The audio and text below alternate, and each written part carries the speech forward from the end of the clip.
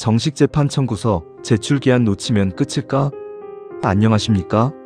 32년 9개월 동안 검찰 수사관으로 근무하며 수많은 형사사건의 실체를 파헤치고 처분 직전의 기록들을 면밀히 검토해온 대전 형사전문법무사 이병창입니다. 하루아침에 법원으로부터 날아온 약식명령이라는 서류를 받아들고 당혹스러워 하시는 분들이 많습니다. 법원에 출석해 재판을 받은 적도 없는데 수백만 원에 달하는 벌금형이 기재된 종이를 보면 억울함과 동시에 가슴이 덜컥 내려앉기 마련입니다. 이번 영상에서는 이러한 약식명령에 대한 불복 절차인 정식재판 청구 제도에 대해 살펴보도록 하겠습니다. 1. 사건 브리핑. 약식 절차는 검사가 제출한 서면만을 바탕으로 법원이 재판 없이 벌금 등을 선고하는 간이 절차입니다. 피고인이 자신의 억울함을 제대로 소명할 기회가 없었기에 우리 법은 이에 불복하여 정식으로 판사 앞에서 시시비비를 가릴 수 있는 정식재판 청구 제도를 두고 있습니다. 하지만 이 구제 절차에는 법이 정한 엄격한 시간 제한이 있습니다. 아무리 억울한 사정이 있고 무죄를 입증할 명백한 증거가 있더라도 법이 정한 기한을 단 하루라도 넘기게 되면 약식명령은 그대로 확정되어 전과로 남게 됩니다. 오늘 다룰 이야기는 억울한 벌금형 처분에서 벗어나기 위해 반드시 알아야 할 제출 기한과 실무적인 대응 전략입니다. 2. 검찰 수사관의 시선. 검찰 일선에서 근무하던 시절 약식명령에 불복하는 정식재판 청구서를 접수하는 과정에서 참으로 안타까운 사연들을 많이 목격했습니다. 본인은 명백히 무죄라고 주장하면서도 일주일이 지난 줄 몰랐다, 바빠서 타이밍을 놓쳤다라며 송달일로부터 8일 내지 9일이 지나서야 사무실 문을 두드리는 분들이 계셨습니다. 이럴 때마다 제도적으로 도움을 드릴 방법이 없어 수사관으로서도 무척 마음이 무거웠습니다.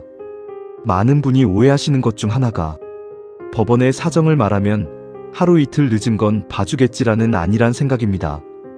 형사소송법이 규정하는 불복기간은 이른바 불변기간입니다. 판사 할아버지가 와도 임의로 늘려줄 수 없는 절대적인 시한이라는 뜻입니다.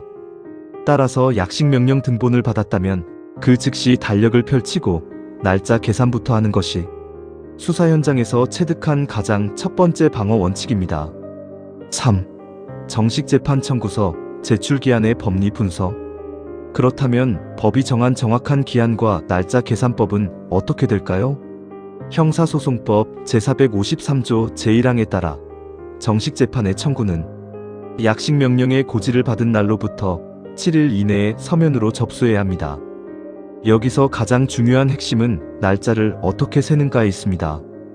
우리 법조계의 대원칙인 초일불산입 원칙이 적용됩니다. 즉, 서류를 실제 도장을 찍어 수령한 당일은 7일에 계산해서 제외하고 그 다음날을 1일로 기산하여 일주일째 되는 날까지 법원에 청구서가 도착해야 합니다. 예를 들어 여러분이 6월 1일 월요일에 약식명령 등본을 우편으로 받았다면 6월 1일 당일은 계산하지 않습니다. 다음 날인 6월 2일 화요일이 1일차가 되며 정확히 7일째가 되는 6월 8일 월요일까지가 제출 기한이 됩니다. 주말과 공휴일이 낀 경우는 어떨까요? 날짜를 계산하는 도중에 공휴일이나 토요일, 일요일이 포함되어 있다면 그날들도 모두 7일의 기간에 산입됩니다. 다만 7일째가 되는 마지막 날이 토요일, 일요일이거나 법정 공휴일인 경우에 한해서만 그 다음 첫 번째 평일까지 기한이 연장됩니다. 만약 만료일이 일요일이라면 월요일까지 제출하면 되는 구조입니다. 이 기한 내에 피고인 본인 또는 변호인, 법무사 등 대리인이 약식명령을 내린 법원 형사과에 청구서를 접수해야만 비로소 정식재판 절차가 개시됩니다. 우편으로 접수할 때는 법원에 도착한 날을 기준으로 삼으므로 기한이 촉박하다면 우편보다는 직접 법원을 방문하여 접수증을 받는 것이 훨씬 안전합니다. 4. 정식재판 청구 이유서 제출 기한과 실무 통찰. 많은 피고인이 정식재판 청구서를 작성할 때 깊은 고민에 빠집니다. 청구 이유서에 도대체 무슨 내용을 써야 판사님이 내 억울함을 알아줄까? 이유서를 작성하느라 일주일이라는 시간이 너무 부족하다라며 발을 동동 구르십니다. 여기서 32년 검찰 실무 경험을 바탕으로 중요한 팁을 드리겠습니다. 정식재판 청구서와 정식재판 청구 이유서는 엄연히 별개의 서류입니다. 형사소송법상 항소나 상고를 할 때는 소송기록 접수 통지를 받은 날로부터 20일 이내에 반드시 항소 이유서를 제출해야 하고 이를 어기면 재판도 못해보고 기각됩니다. 그러나 약식명령에 대한 정식재판 청구 절차에서는 이처럼 법으로 강제된 이유서 제출 기한이 따로 없습니다. 따라서 실무적인 대응 순서는 다음과 같이 유연하게 가져가야 합니다. 가. 청구서 먼저 접수하기. 7일이라는 짧은 기한 내에는 법원에 비치된 양식이나 서식을 활용해 정식재판 청구서를 먼저 제출하십시오.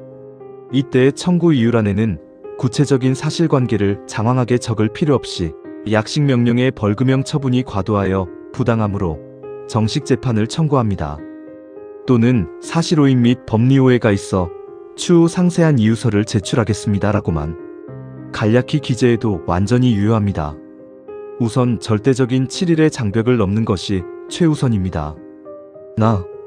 이유서 또는 의견서는 첫 재판 전까지 약식명령을 내린 법원의 청구서가 접수되면 사건은 정식 형사재판부로 배당되고 조만간 피고인에게 공판기일 통지서가 날아옵니다. 대략 한 달에서 2달 정도의 정식 재판 준비 시간이 주어지는 셈입니다. 구체적인 무죄 증거, 양형 사유를 담은 상세한 정식 재판 청구 이유서 또는 피고인 의견서는 첫 공판기일 전까지 법원에 제출하시면 됩니다. 가장 바람직한 제출 타이밍. 법적으로는 재판 당일에 판사님께 직접 전해드려도 무방하지만 이는 실무상 좋은 점수를 받기 어렵습니다. 재판장님이 판사 공무실에서 미리 피고인의 주장과 증거 기록을 검토하고 재판에 들어올 수 있도록 최소한 첫 공판기일 일주일 전에는 구체적인 이유서를 우편이나 전자접수로 제출하는 것이 재판을 유리하게 이끄는 노하우입니다. 마지막 한마디. 억울하게 형사 고소를 당해 약식 처분을 받게 되면 마치 세상이 무너진 것 같은 고립감을 느끼게 됩니다.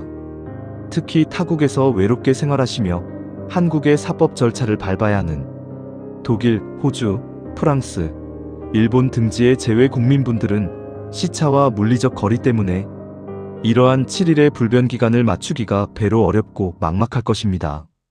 시차가 다른 먼 곳에서도 밤잠을 설치며 발을 동동 구르던 수많은 해외 동포분들의 사건을 원격으로 조력하며 초기 신속한 기간 확보가 얼마나 중요한지 뼈저리게 느꼈습니다. 법은 권리 위에 잠자는 자를 보호하지 않는다는 말이 있습니다. 7일이라는 시간은 생각보다 아주 빠르게 흘러갑니다. 지금 억울한 벌금형 처고서를 앞에 두고 계신다면 혼자서 고민하며 시간을 허비하지 마십시오. 서둘러 청구서의 기한부터 확보해두고 그 이후에 차분하게 검찰 실무 기재례와 대법원 판례를 분석하여 정교한 이유서를 구성해 나가면 됩니다. 32년이 넘는 세월 동안 수사 현장에서 다져진 연륜과 전문성으로 여러분의 억울함이 법정에서 온전히 밝혀질 수 있도록 든든한 조력자가 되어드리겠습니다. 기운 내십시오. 낙담하기엔 아직 이릅니다.